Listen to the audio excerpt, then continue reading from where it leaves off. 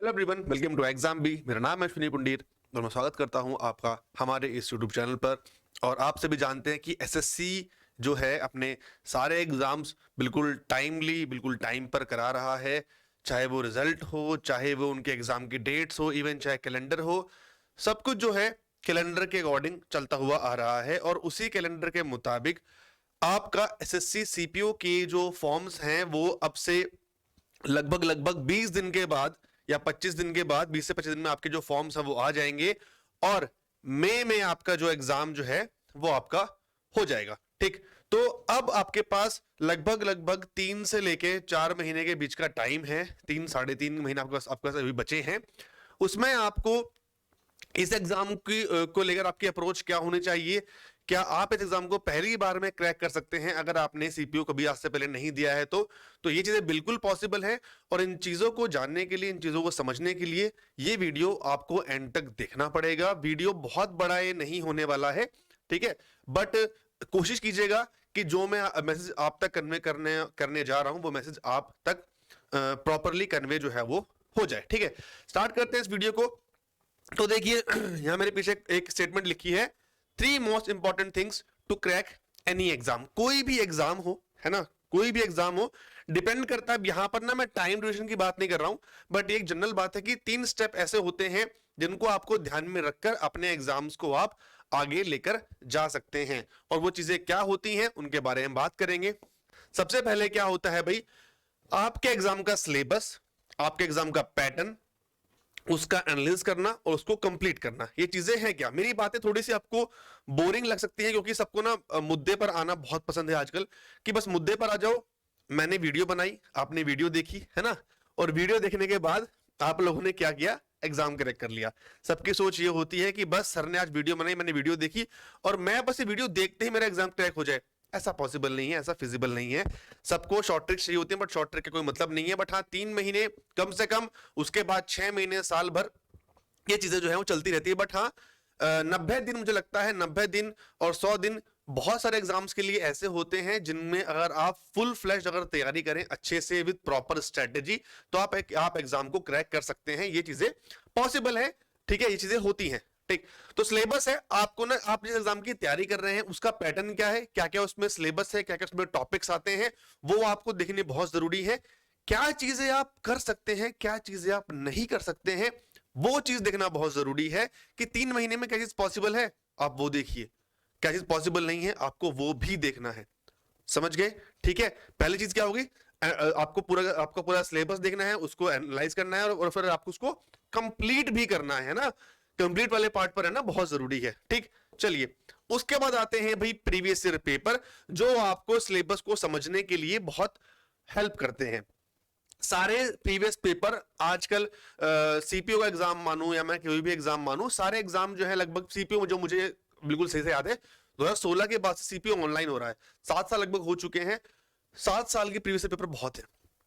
आप अगर ये 7 साल के प्रीवियस पेपर ही कर चुके होते हैं, मतलब अभी तो खैर जैसा भी होगा, है ना, तो ये जो पेपर है इनको आप पेपर्स को पढ़िए, किस तरह के क्वेश्चंस पूछे जाते हैं, क्या पैटर्न चल रहा है, लेटेस्ट लास्ट के 2 सालों में क्या पैटर्न चल रहा है, वो आपको देखना बहुत जरूरी है, वो आपको समझना बहुत जरूरी है ना। तो प्रीवियस पेपर आपको ये जो है ये आपको ये देखने बहुत जरूरी है। एंड लास्ट होते हैं भाई आपके मॉक टेस्ट। मॉक टेस्ट आप लगाइए। मॉक टेस्ट जो है आपके एग्जाम की, मतलब एक बोलते हैं एक एक रामबाण है, एक संजीवनी बूटी है, एक जड़ है उस चीज की, जहां से आपको ना पता लगता है कि आप स्टैंड कहां करते हो। अगर आपको यही नहीं पता कि मैं हूं क्या, मैं क्या कर सकता हूं और मैंने अब तक क्या किया है, आप आगे कुछ कर ही नहीं पाओगे। मॉक टेस्ट आपको एनालिसिस देता है अपनी वैल्यू का, कि यहां से आपको कितना ऊपर जाना है या यहां से आपको कितना और टाइम चाहिए चीजों को समझने के लिए। तो मॉक टेस्ट देना बहुत जरूरी है। ये 3 इंपॉर्टेंट पॉइंट्स थे। अब यहां के बाद हम सीपीओ की स्ट्रेटेजी पर आते हैं। अब की सीपीओ में आपको करना क्या है अब से अगले 3.5 महीनों में। मेरी बात को बहुत ध्यान से सुनते रहना, एक एक करके इन पॉइंट्स को नोट करते रहना। ठीक है, चलिए पहले आते हैं पैटर्न पर। आपका सीपीओ का एग्जाम बोलता क्या है, सीपीओ, ठीक है। आप और सीपीओ के बारे में अगर किसी को नहीं पता है 1%, तो सीपीओ की बारे में मैंने पूरी एक कंप्लीट वीडियो बताई है। सीपीओ क्या होता है, आप वहां से कहां जा सकते हैं, उसमें प्रमोशंस कैसे होते हैं, उसकी सैलरी क्या होती है, सब कुछ मैंने एक वीडियो में बताया गया है। यहां पर एक टैब होगा, टैब बटन पर क्लिक कर आप उस पर एक जा सकते हैं, ठीक है। चलिए, तो ये है आपका। अब इसमें होता क्या है आप जरा देखिए। देखो भाई, पेपर हमारे दो होते हैं, पेपर 1 पेपर 2, एक हमारा होता है फिजिकल, ठीक। अब देखो आप, जनरल इंटेलिजेंस एंड रीजनिंग, ठीक है, ये वाला पार्ट जो है आपका, एक सेकंड,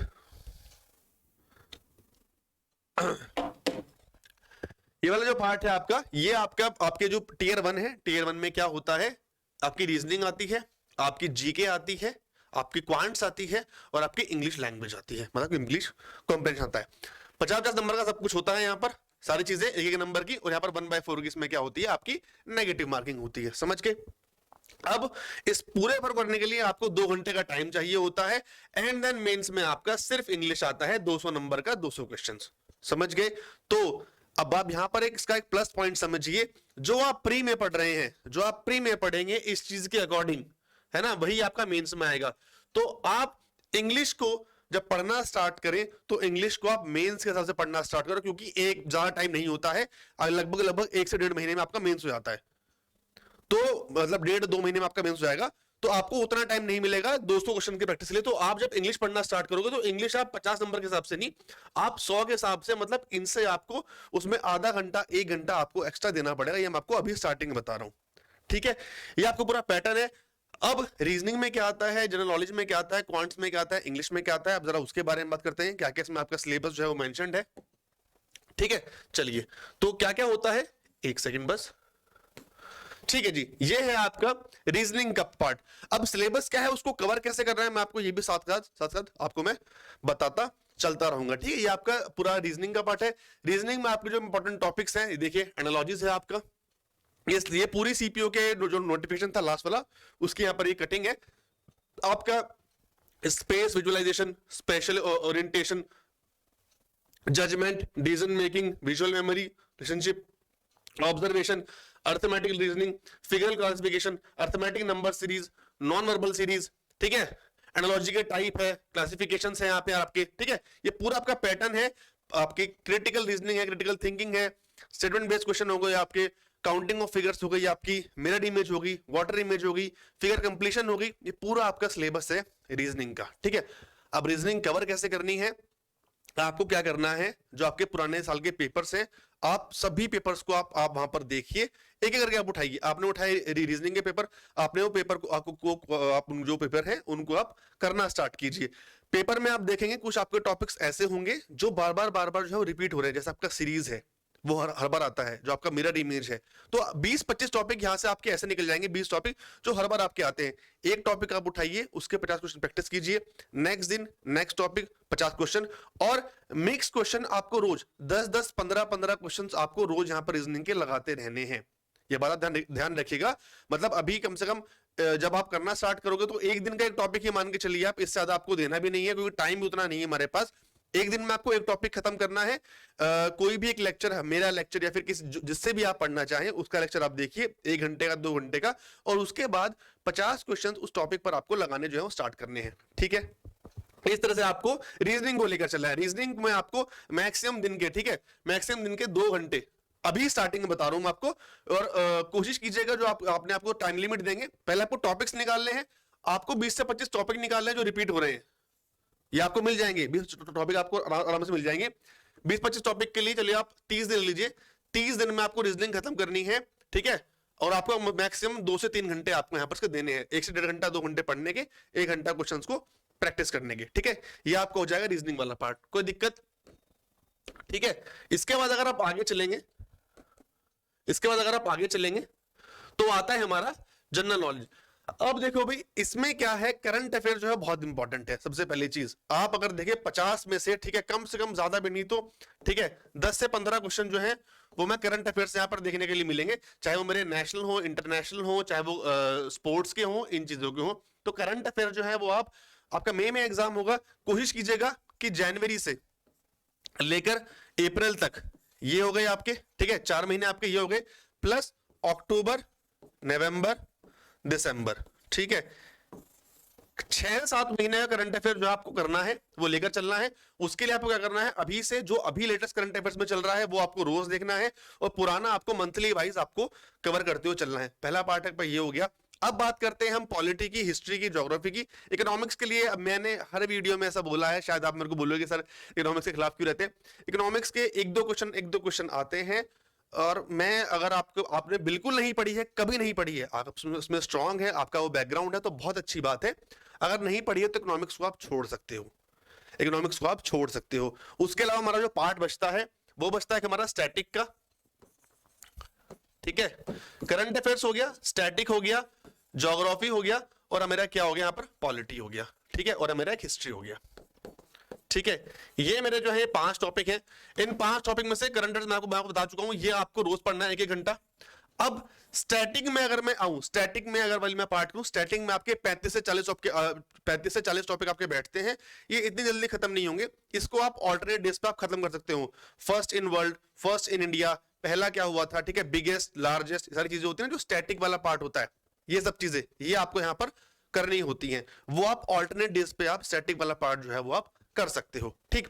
फिर अगर मैं बात करता हूं ज्योग्राफी की, पॉलिटी की, ये आपका आधा पार्ट इसी में कवर हो जाता है। स्टैटिक ज्योग्राफी में अगर मैं बोलूं, स्टैटिक में कुछ पॉइंट ऐसे भी होते हैं जैसे कि सिटीज जो बिसाइड द रिवर होती हैं, आपका वो वाला टॉपिक हो गया, नॉर्थ पोल साउथ पोल वाले टॉपिक्स हो गए, वो आप कीजिएगा। रही बात पॉलिटी में, पॉलिटी में सबको पता है आर्टिकल्स बहुत इंपॉर्टेंट है।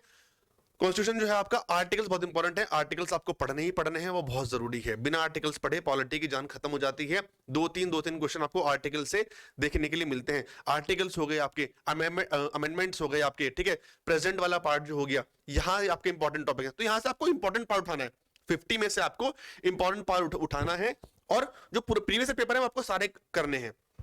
प्रीवियस पेपर सिर्फ सीपीओ के नहीं, सारे एमटीएस है, सीएचएसएल है, सीजीएल है, आपका सिलेक्शन फेज है, आपका सीपीयू है, सारे आपको सभी के जो जीके क्वेश्चंस हैं वो आपको एग्जाम से पहले खत्म कर देने हैं।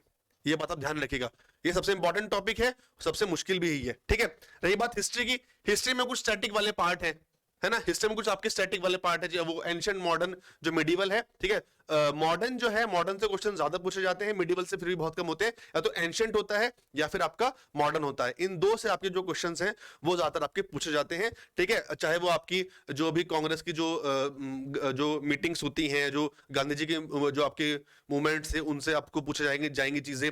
एंशिएंट में से आपके जो कुछ पीरियड्स होते हैं, कुछ ठीक है, कुछ काल हो गए आपका, चाहे वो मौर्य, आपका जो गुप्ता एम्पायर हो गया, ठीक है, मौर्य एम्पायर हो गया।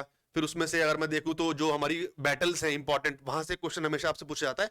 कुछ इंपॉर्टेंट टॉपिक्स आपको निकालने हैं। सब्जेक्ट वाइज में वीडियोस और ले आऊंगा, जो हमारे बाकी जो सर लोग हैं, मैम, जो हमारे फैकल्टीज हैं, बाकी सब, मैं उनको हम कोशिश करेंगे कि हम जो सब्जेक्ट वाइज भी स्ट्रेटेजीज आपके लिए यहाँ पर लेकर आए, ठीक है। तो ये आपका मोटा मोटा पार्ट जो है आपका ये वाला होगा, ठीक है, समझ गए आप। चलिए यहां से अगर मैं आगे चलता हूं, इससे बाद आता है एक इंपॉर्टेंट पार्ट जो है आपका क्वांट्स वाला पार्ट, ठीक है। क्वांट्स वाला पार्ट थोड़ा सा मुश्किल है, ठीक है, क्योंकि बहुत लोगों को जो है वो डर रहता है क्वांट से कि क्वांट्स कैसे करनी है, किस तरह से खत्म करनी है। बट 3 महीने हैं, आप कोशिश कीजिएगा तो खत्म हो जाएगी। टाइम पीरियड कम से कम 4 से 5 घंटे आपको देने पड़ेंगे। देखो भाई, 3 महीने सोचा है तो पढ़ना तो पड़ेगा, ये तो है नहीं हलवा है कि वीडियो देखिए और काम हो जाएगा आपका, ठीक है, वो तो आप नहीं कर सकते हो, ठीक है, वो आप नहीं कर सकते हो कि कुछ भी हो जाएगा, लेकिन करना तो आपको पड़ेंगी चीजें, है ना, ये फैक्ट है, करना आपको पड़ेगा ही पड़ेगा। इसको आप करेंगे। इसमें आपको 2 पार्ट है आपका इसमें अर्थमेटिक भी आती है, इसमें आपके एडवांस भी आती है, ठीक है। अर्थमेटिक में आपके परसेंटेज हो गया, ठीक है, डेसिमल्स है, नंबर सिस्टम्स है, ठीक, रेशियो प्रोपोर्शन है, स्क्वायर एंड रूट्स है, एवरेज है, मिक्सचर एलिगेशन है, टाइम एंड डिस्टेंस है, टाइम एंड वर्क है, अलजेब्रा हो गया आपका, ठीक है, आपका, ठीक है। उसके बाद फिर ये आपकी फिर आती है आपकी मेंसुरेशन, ट्रायंगल आ जाएगा इसमें, आपका सर्कल्स है, कॉन्ग्रुएंसी है, ठीक, ये सारी चीजें जो है आपकी आती हैं। प्रिज्म है, सिलेंडर है, ट्रिग्नोमेट्री है, हाइट एंड डिस्टेंस है, ठीक, पाई चार्ट है, डीआई है, ये पूरा आपको क्वांट्स का सिलेबस है। इसके लिए भी आपको डेली मतलब आपको एक टॉपिक पकड़ना है, वेटेज वाइज अर्थमेटिक आपकी इसमें आती ही आती है। जो आपका मन करे उसको आप पहले उठा लीजिए, एक 2 दिन का एक टॉपिक पे आप टाइम दीजिए, उनके आप क्वेश्चन को प्रैक्टिस कीजिए, और रोज आपको वो करनी है चीजें, ठीक है। 3 महीने हो गया। अब इसके बाद फिर अगर मैं आगे चलता हूं, फिर आता है मेरा इंग्लिश वाला पार्ट। इंग्लिश के लिए आपको बता चुका हूं, इंग्लिश आपको प्री टियर 1 और टियर 2 दोनों के लिए आपको एक साथ करना है, क्योंकि देखो ना, आप टियर 1 में अगर आप देखोगे ये सिलेबस गिवन है बस, है ना, ये इतना से गिवन है, पर इससे काम नहीं चलेगा, आपको ये पूरा पढ़ना पड़ेगा। आप मेंस की तैयारी कीजिए ताकि आपका टीयर 1 भी जो है उसमें आपको ऑटोमेटिकली जो है वो क्लियर हो जाए। इस तरह से आप इसको यहां पर लेके चल सकते हैं। इसमें आपके बेसिक चीजें क्या है, आपकी वोकैब है, वोकैब आप रोज पढ़िए, वोकैब आप रोज पढ़िए, आपके वन वर्ड सब्स्टिट्यूशंस हैं, आपके इडियम फ्रेज हैं, ठीक है, एंटोनिम सिनोनिम है, ये आपको 10 करके रोज पढ़ने होते हैं। फिर आता है आपके इसमें ग्रामर वाला पार्ट, आपका टेंस है, आपका आर्टिकल्स है, आपका वर्ब्स है, आपका नाउन है, आपका प्रोनाउन है, ये आपको रोज टॉपिक खत्म करने हैं, उनके क्वेश्चन प्रैक्टिस करने हैं, ठीक है। कोशिश कीजिएगा 2 से 2.5 महीने में अपना सिलेबस खत्म करके लास्ट के टाइम पे आप मॉक टेस्ट लगाएं, क्योंकि आपका सिलेबस हो गया, फिर आप मॉक टेस्ट लगाएं, उनको आप एनालाइज कीजिए, ठीक है। देखो मुझे एग्जाम क्रैक करना है, क्योंकि ये मेरा सिर्फ एक एग्जाम नहीं है, ये बात ध्यान रखना, तो मुझे जीके और क्वांट्स और रीजनिंग उतनी पढ़नी है जिससे मेरा टीयर 1 निकल जाए, बस ये बात ध्यान रखना, क्योंकि टीयर 2 में सिर्फ इंग्लिश आनी है। आपको ये बात दिमाग में रखनी है, मेरी मैथ से, मेरी क्वांट से, मेरी रीजनिंग से कोई दुश्मनी नहीं है कि मुझे उनको खत्म ही करना है, ये बात ध्यान रखना।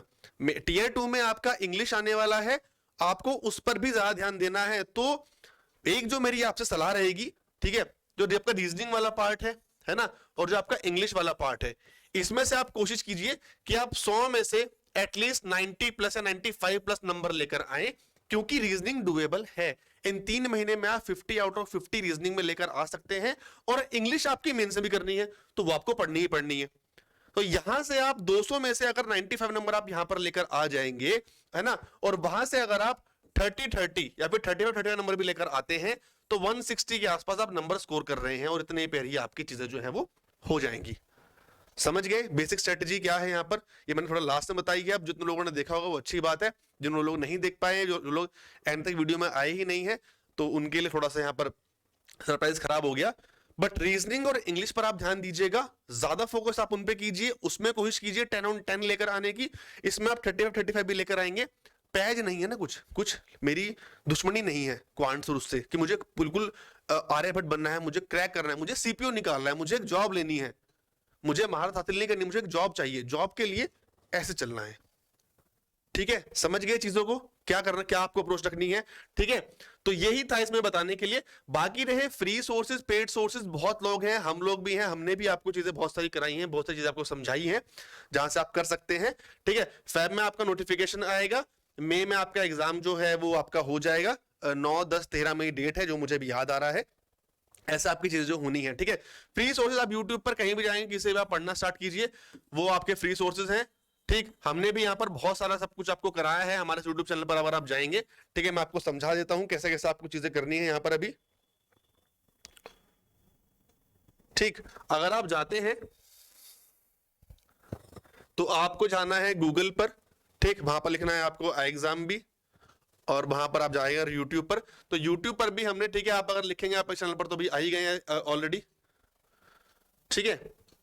एसएससी में अगर आप जाएंगे तो यहां पर आपकी प्लेलिस्ट होगी, ठीक है। इसमें आपको सीपीओ के रिगार्डिंग बहुत चीज, मतलब एसएससी का वाला पूरा जो चीजें हमने यहाँ पर आपको समझाई हैं, पढ़ाई हैं, ठीक है। यहाँ पर एक प्लेलिस्ट होगी एसएससी की, उसको देखकर आप वहां से पढ़ाई अपनी स्टार्ट कर सकते हैं। बिल्कुल फ्री सोर्सेज हैं ये, इनके लिए आपको कुछ नहीं करना। देखो ये हमारा फाउंडेशन बैच, ठीक है, यहाँ से आप सब कुछ पढ़ सकते हैं, और टॉपिक वाइज भी हमने अलग अलग टॉपिक आपको यहाँ पर जो है पढ़ाए हुए हैं। प्लस अगर आपको हमारे साथ एग्जाम के साथ अगर आपको प्रिपरेशन करनी है, अगर आपको तैयारी करनी है, तो आप हमारी वेबसाइट पर जाइए एक बार, है ना, वहां पर जाके आप एसएससी वाले पेज पर अगर जाएंगे, या फिर आप ऑनलाइन कोर्स भी अगर जाएंगे, ठीक है, दोनों ऑप्शन है, यहाँ से भी है, यहाँ से भी है।